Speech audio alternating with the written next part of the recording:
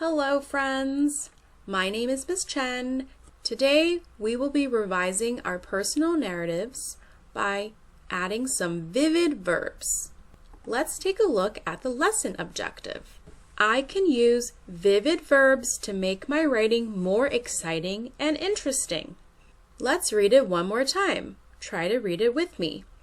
I can use vivid verbs to make my writing more exciting and interesting.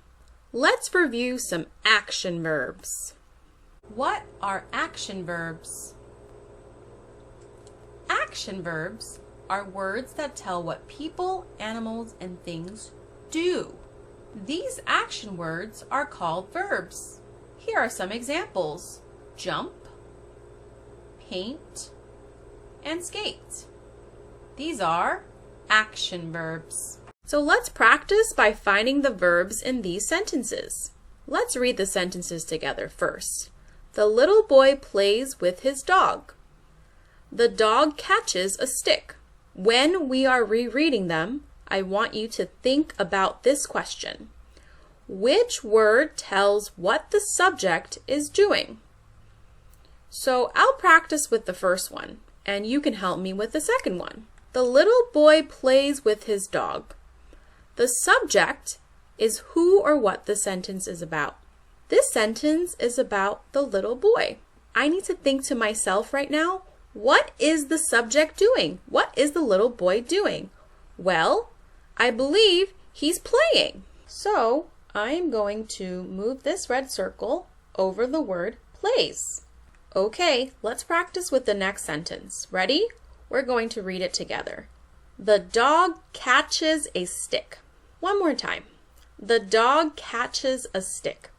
So the subject in this sentence is the dog because the sentence is about the dog. Now let's think, what is the dog doing? Let me look at this picture to help me out. Oh, the dog is catching the stick. So the verb must be catches. Nice work, guys. I'm going to put a red circle over the word catches. Let's go over what verbs are. Verbs are words that show action. For example, jump, paint, and skate. A verb is an action word. Please write this down in your notebooks. You can pause this video here while you write. Click play when you're ready to move on. Welcome back. Let's keep going. Now, let's look for some action verbs in our own writing. So it's your turn. Please make sure you have your personal narrative in front of you so you are ready to circle any of the verbs. Number 1, reread your writing. Number 2, circle all the verbs. You can use this chart to help you find the verbs. So here are some examples of verbs here. We have dive, scoot, ride, read, skip, talk, jump, bark, crawl, and twirl, and some other ones. To help you find the verbs, think to yourself, which word tells what the subject is doing? And since it's a personal narrative, the subject is probably you, or the word I. So pause the video here to circle all the verbs in your writing and click play when you're ready to move on. All right, welcome back. Let's continue with our lesson. Now we'll learn about vivid verbs. What is a vivid verb? Let's say that together. Vivid verb. A vivid verb is a verb that helps create a picture in the reader's mind. So when the readers are reading your personal narrative, they will be able to make a picture of what the subject is doing. Now let's practice finding vivid verbs. So we'll take a look at one sentence and we'll decide which verb helps us make a clear picture in our minds. So here's the first sentence. Mrs. Raccoon took Chester by the hand and nuzzled him on the ear. Here's the same sentence, but with a different verb. Mrs. Raccoon took Chester by the hand and touched him on the ear. So think to yourself, which verb helps you make a clear picture in your mind? Pause the video here. When you have your answer, click play again. Welcome back. Before we share the answer, let's take a look at a video to tell us or show us what the word nuzzled means. So the cat is nuzzling its owner. Now, let's think back to our sentences. So which verb helps you make a clear picture in your mind? The correct answer was nuzzled. Mrs. Raccoon took Chester by the hand and nuzzled him on the ear. Nuzzled helps me picture Mrs. Raccoon rubbing her head into Chester's ear. It is much more interesting than the word touched because this word shows me that Mrs. Raccoon cares about Chester. She wants to comfort Chester and make him feel better about going to school. So nuzzled is the vivid verb. So what are vivid verbs and what do they do? Vivid verbs make my writing more interesting by helping readers create a clear picture of what is happening in their minds. Vivid verbs. So now we're going to practice using vivid verbs. So let's make my writing more interesting by using some vivid verbs. First, let's take a look at this sentence from my personal narrative.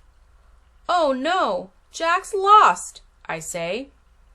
If you take a look at the picture, you will see that the gate is open and my dog has run away. So I might be feeling very worried. What verb can I use to show that I am very worried? Let me take a look at my choices. I have cry, shout, and yell. If I'm really worried about my dog, I might actually cry instead of shout or yell. So I think cry is the better vivid verb. Let's read the sentence to make sure it makes sense. Oh no, Jack's lost, I cry. Yes, cry is the better vivid verb. Okay, now let's have you practice. Take a look at this part of my narrative.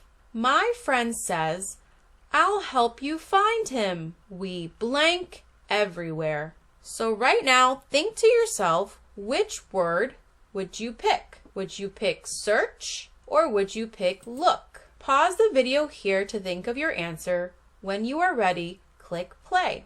Welcome back, friends.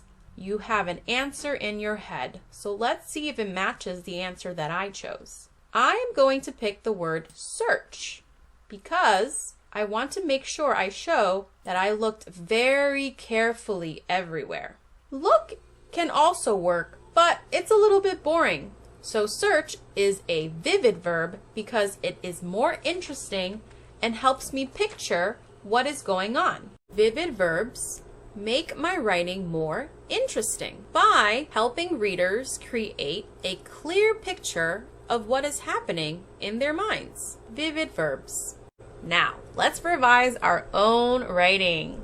So today we will revise our work.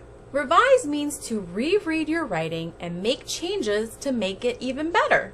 And today we are going to focus on changing the words in our writing, specifically the verbs, by making them vivid verbs. It's your turn. First thing you will do is find all of the circled verbs. You're going to replace each of the verbs with a vivid verb. You can use this chart to help you pick the verbs. So think to yourself, which verb helps create a better picture in your mind? If you have the word laugh, you can change it to giggle if it's a tiny laugh. If you have the word say, you might change it to whisper if the person is saying it very quietly. If you have the word walk, you might change it to tiptoe if they're trying to walk around very quietly in a sneaky way. If you have the word look, you might change it to stare if they're looking without blinking. So try to change your verbs into vivid verbs. So stop the video here and get to work. Once you are done, be ready to share. Nice work, everyone.